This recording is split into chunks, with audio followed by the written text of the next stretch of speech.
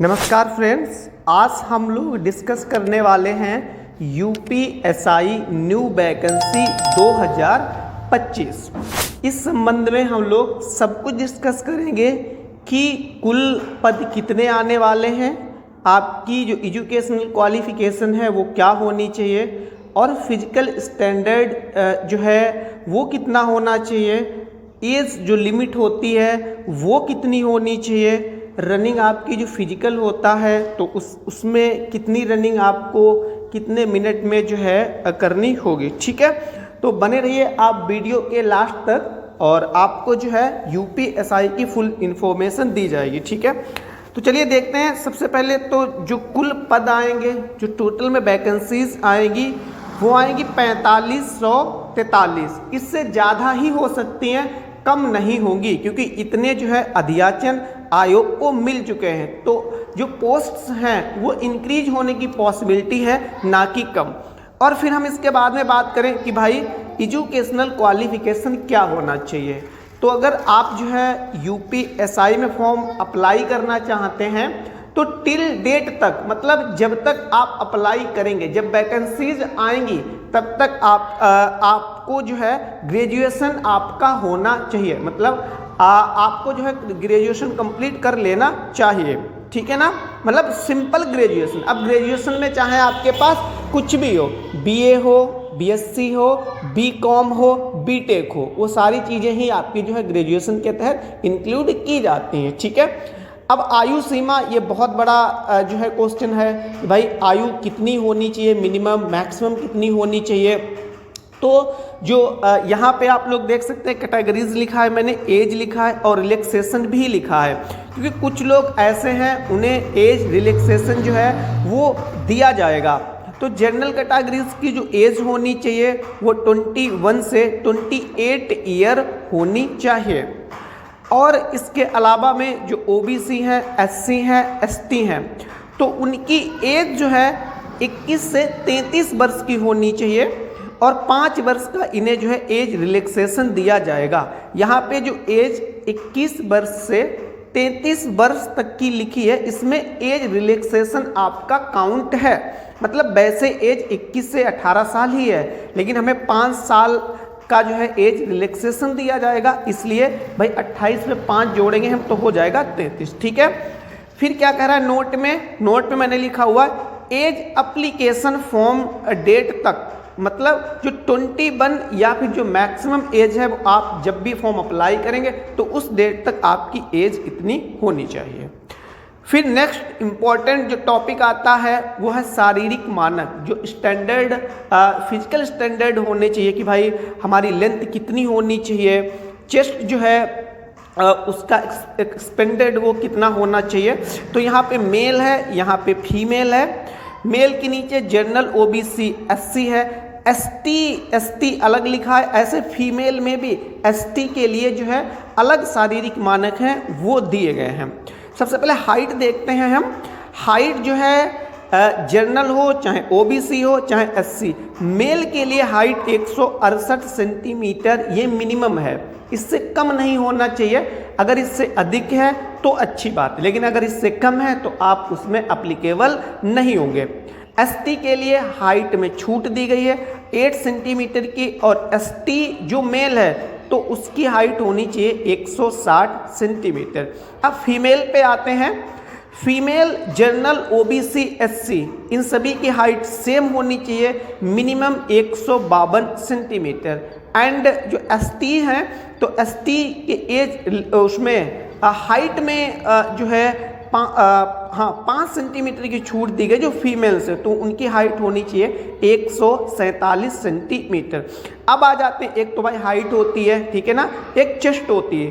तो चेस्ट में क्या है कि 79 और प्लस 5 सेंटीमीटर का आपका चेस्ट होना चाहिए। 79 का मतलब है बिना फुलाए हुए, और जब आप फुलाएंगे तो 5 सेंटीमीटर आपका जो है वो बढ़ना भी चाहिए। ठीक है ना। एसटी में यही चीज़ कम है, जो है 77 और प्लस 5 होना चाहिए मेल में। फीमेल की कोई चेस्ट जो है वो नहीं दी गई है, मतलब ये है उसमें इसका कोई स्टैंडर्ड नहीं है चेस्ट का फीमेल में। फिर बेट, तो मेल के लिए कोई बेट की बेट का कोई रिस्ट्रिक्शन नहीं है, ना ही मिनिमम ना ही जो है मैक्सिमम, मतलब बेट का जो कॉलम है वो इन्हें करके रखा गया, इसका मतलब वेट मैटर नहीं करेगा। फिर फीमेल का वेट कितना होना चाहिए, तो फीमेल का वेट उन्होंने जरूर बता रखा है कि भाई कम से कम 40 kg वेट जो है फीमेल का होना चाहिए, चाहे वो जनरल हो, चाहे ओबीसी हो, चाहे एससी हो और चाहे एसटी हो, चाहे तो इसके अलावा में किसी अन्य कैटेगरी से जो है फीमेल बिलोंग करती हो, कम से कम वेट उसका 40 kg होना चाहिए। अब सबसे इंपॉर्टेंट रनिंग में मेल फीमेल, ठीक है। अब मेल को जो है 4800 मीटर बोल लें या फिर हम बोल सकते हैं 4.8 किलोमीटर, ये जो है 28 मिनट में तय करनी होगी।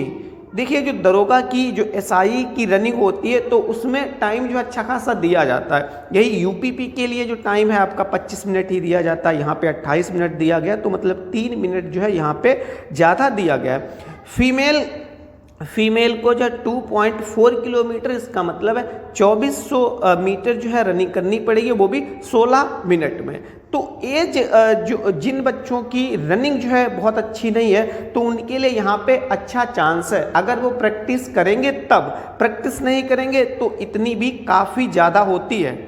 फिर सबसे बड़ी बात कि हमने मान लो मेहनत भी की और जो है एग्ज़ाम निकाल भी लिया, फिर बहुत इंपॉर्टेंट और आकर्षक चीज़ है कि भाई सैलरी हमें कितनी दी जाएगी जो है यूपीएसआई की। तो इन हैंड आपको 34,400, ये शुरुआत में जो 6th पे स्केल होता है उसके अकॉर्डिंग बता रहा हूँ मैं, 34,400 रुपये आपको दिए जाएंगे। हालांकि जो है जब 8वां वेतन आयोग ज़्यादा होगा लागू होगा तो जो सैलरी है वो बहुत ही ज़्यादा हाइक होगी और आई थिंक 60 जो है 1000 के आसपास इन हैंड सैलरी हो जाएगी, इससे ज़्यादा ही होगी, कम नहीं होगी, क्योंकि कम से कम 1.5 गुना बढ़ेगी, ठीक है ना। फिर सिलेक्शन प्रोसेस क्या होगा, अब ऊपर हमने जान लिया कि भाई एज भी हमारी है, क्वालिफिकेशन भी हमारी है, जो शारीरिक जो फिजिकल स्टैंडर्ड हैं वो भी हम फुलफिल कर रहे हैं। तो फिर अब जो है सिलेक्शन प्रोसेस देखते हैं कि भाई सिलेक्शन प्रोसेस क्या होगा। तो रिटन एग्जाम होगा, क्या होगा आपका रिटन एग्जाम होगा, और जो प्री होता है, प्री में प्री और प्लस मेंस ये रिटन होगा आपका, और उसके बाद में सेकेंड स्टेज का होगा जो फिजिकल टेस्ट होगा, जो जिसमें आपको रनिंग और जो भी चेस्ट वगैरह है ये सारी चीज़ें करवाई जाएंगी। फिर थर्ड में अगर आप फिजिकल में पास हो जाते हैं तो फिर मेडिकल के लिए आपको बुलाया जाएगा, फिर मेडिकल परीक्षण आपका जो है वो किया जाएगा। अब सबसे ही इम्पोर्टेंट बात जो कि बहुत ज़्यादा बच्चे इसमें कंफ्यूज हैं कि भाई एग्ज़ाम पैटर्न जो है वो क्या होगा, क्या पहले से एग्ज़ाम पैटर्न में कुछ चेंजमेंट आया है, तो डेफिनेटली इस बार जो है कुछ थोड़ा चेंजमेंट आया है। पहले भी जो है प्री एग्ज़ाम होता था, इस बार भी प्री है, लेकिन इस बार जो है जो पहला पेपर होगा प्री का, है ना, मतलब पेपर तो एक ही होगा, उसमें जो है जीएस भी है प्लस हिंदी ग्रामर भी इन्होंने उसमें ही इंक्लूड कर रखी है। प्री के फर्स्ट पेपर में पहले हिंदी अलग से आती थी, लेकिन अब जो है हिंदी अलग से नहीं आएगी, जीएस के साथ में एक ही सेक्शन में वो ऐड करके देंगे। नंबर 2 पे मैथ है और नंबर 3 पे रीजनिंग है। फिर कह रहा है कि भाई प्री एग्ज़ाम में कुल मिला के आपको जो है 200 क्वेश्चंस करने होंगे और हर एक क्वेश्चन 2 मार्क का होगा, इसका मतलब है 400 मार्क्स के हमारे 200 क्वेश्चन होंगे। एक क्वेश्चन 2 नंबर का होगा और जो हमें टोटल में टाइम दिया जाएगा वो 2.5 आवर, कहने का मतलब है 2.5 घंटा या फिर 150 मिनट आपको आपके पेपर को सॉल्व करने के लिए दिए जाएंगे। फिर अगर आप प्री एग्ज़ाम क्वालिफाई कर लेते हैं तो आपको मेंस भी देना होगा, और यहाँ पे मेंस में थोड़ा जो है चेंजमेंट किया गया है, मैं कहूँगा कि ये चेंजमेंट जो है सही किया गया है। अब इसमें क्या होगा, इसमें हिंदी, अब हिंदी में क्या क्या आएगा, हिंदी में एक तो व्याकरण आएगा, व्याकरण में क्या है, जैसे मान लो मुहावरे हैं आपके, शब्द विलोम है आपके, तद्भव तत्सम है, ये चीज़ें आएंगी।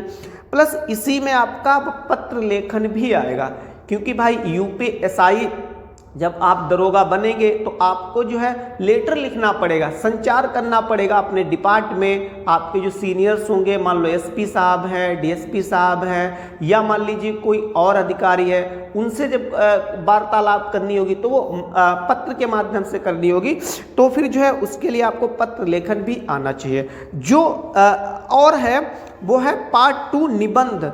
ये चीज़ एक्स्ट्रा यहाँ पे ऐड की गई है और ये बहुत ही अच्छी चीज़ है, क्योंकि इससे जो है जो एस्पायरेंट होता है तो उसका जो माइंड होता है उसमें क्या चीज़ें चलती हैं, आप किस चीज़ के बारे में कितना जानते हैं, कितना जागरूक हैं, आप किस काम को कैसे करते हैं, मतलब आपके विचार क्या हैं, तो वो चीज़ आपके दिमाग से निकल के बाहर आएंगे। तो निबंध भी इसमें दिया जाएगा और नो डाउट आपको लिखना होगा निबंध, उसकी प्रैक्टिस करनी होगी। तो ये बहुत ही अच्छा मैं मानता हूँ कि इम्प्रूवमेंट है, इनिशिएटिव है।